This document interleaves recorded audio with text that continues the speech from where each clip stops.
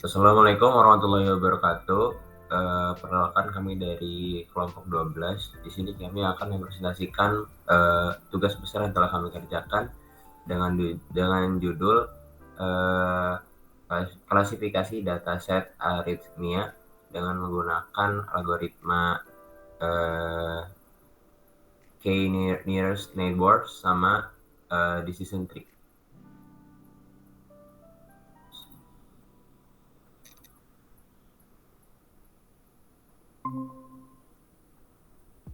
Udah ada.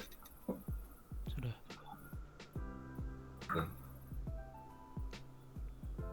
Di sini ada anggota-anggotanya. Yang pertama, saya Gibran dari Kusuma dengan NIM 131 130 Berikutnya ada saya Ahmad Fauzan Gendewa dengan NIM 130 12 13 162.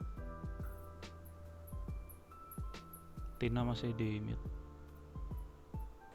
Berikutnya ada saya Kartina Halawa dengan NIM 1301210245.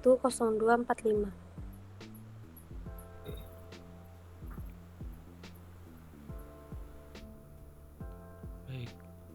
Dari dataset aritmia kelas dibagi menjadi 15 jenis yang berbeda. Dataset aritmia berisi record 452 pasien dan 279 nilai fitur.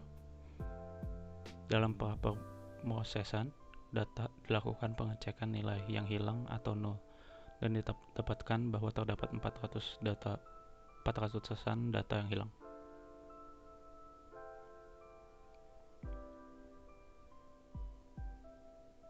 Berikutnya kita identifikasi head kolom yang memiliki data yang hilang paling banyak. Lalu kita menghapus ya.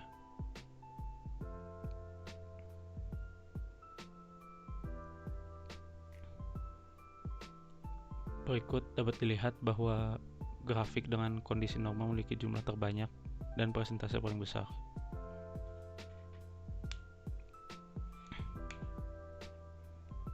Berikutnya adalah rata-rata umur yang terkena aritmia.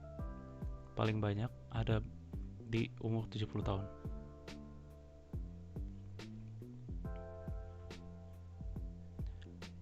Berikut ini adalah heat map korelasi dari setiap kolom yang sudah dipilih, yaitu berat, tinggi, jenis kelamin, dan umur. Untuk hasil korelasi lebih lanjut bisa scan barcode di samping.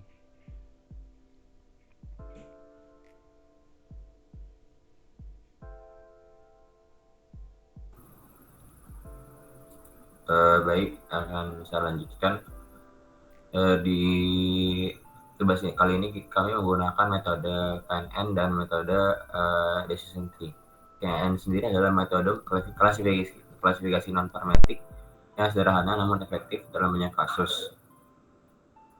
KNN digunakan untuk memberi label objek berdasarkan kriteria jarak minimum dari sampel pelatihan yang ada dalam vektor fitur. Lalu, decision tree adalah skema untuk mempelajari fungsi di mana fungsi target bernilai diskret didekati dan menggunakan pohon keputusan. Dalam decision tree, setiap simpul cabang melambangkan pemilihan antara sejumlah opsi dan setiap simpul dapat mencirikan sebuah kesimpulan.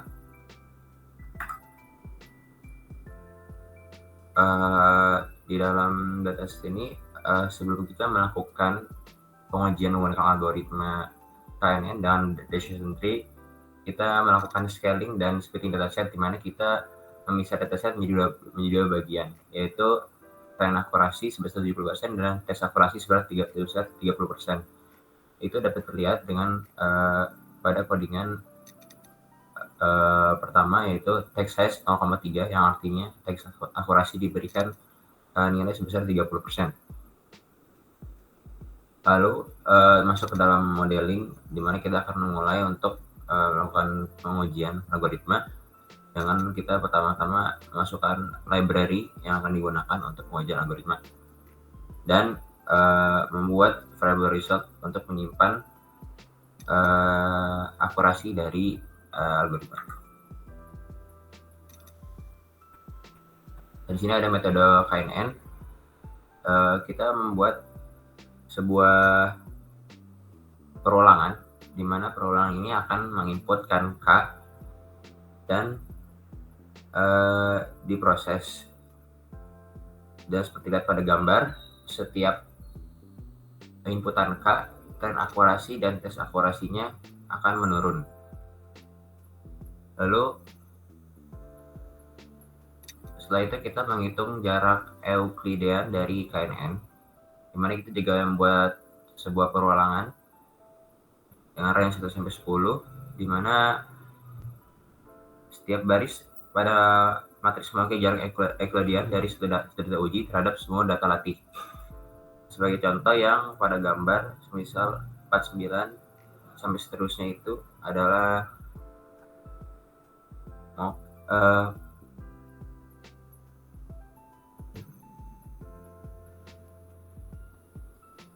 itu mewakili, satu baris pertama itu mewakili dari data uji terhadap semua data latih.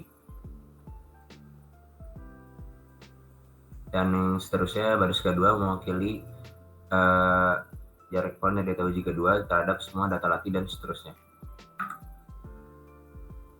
Lalu di sini ada algoritma decision tree.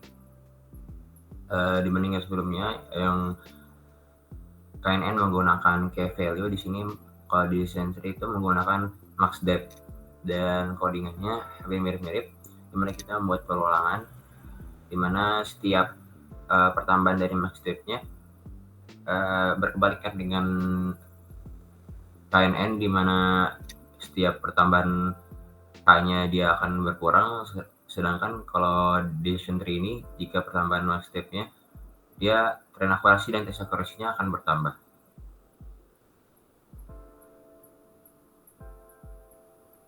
Lalu setelah kita mendapatkan hasil dari algoritma KNN dan decision tree yang biasa, kita ubah dengan menggunakan PCA atau Principal Component Analysis. PCA sendiri adalah teknik kita menyederhanakan suatu data dengan cara mentransformasi linear sehingga terbentuk sistem koordinat baru dengan variansi maksimum. PCA dapat digunakan untuk mereduksi dimensi suatu data tanpa mengurangi karakteristik data tersebut secara signifikan. Sehingga pertama kita mengimport dari library PCA, dan kita membuat offset dengan menjaga 98% variansi data. Gitu. Di sini kita melakukan folding dengan men-split 5.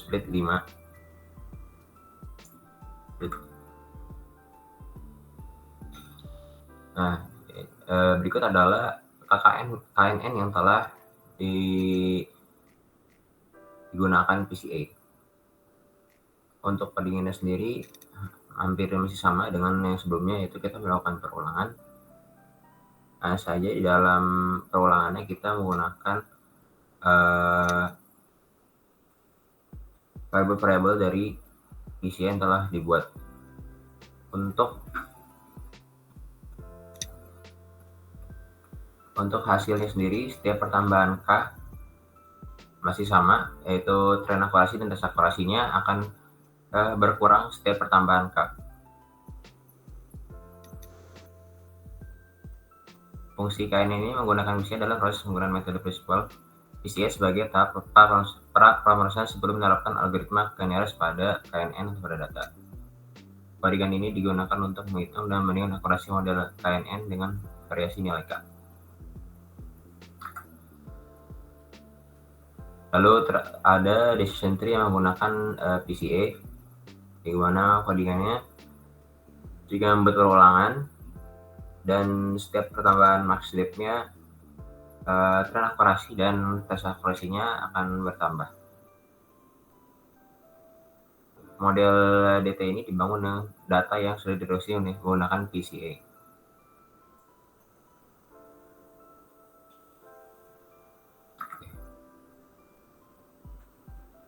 Selanjutnya akan dilanjutkan oleh Kartina Halawa. Baik, ini adalah hasil dari menambahkan hasil akurasi decision tree dengan PCA ke dalam data frame result sebagai yang terlihat di atas. Ini adalah resultnya menghitung akurasi untuk decision tree dan k-nearest name. Ya, lanjut. Ini masih bagian hasil dan ini adalah akurasi yang kita dapatkan dari codingan yang tadi. Lanjut. Analisis. Analisis klasifikasi dan akurasi. KKN akurasinya 56,62%, decision tree akurasinya 95,5%, KKN PCA akurasinya 50,74%, decision tree PCA akurasinya 50,74%. Kesimpulan, dari uraian yang telah dipaparkan sebelumnya, maka dapat dikatakan bahwa modifikasi klarifikasi decision tree dan KKN sama-sama memiliki tingkat keakuratan yang tidak stabil. Perbedaan hasil dapat ditemukan jika metode klasifikasi dicampur dengan PCE. Namun jika dibandingkan maka metode decision tree lebih diunggulkan dikarenakan memiliki presentasi akurasi sebesar 95,5% pada perhitungan biasa.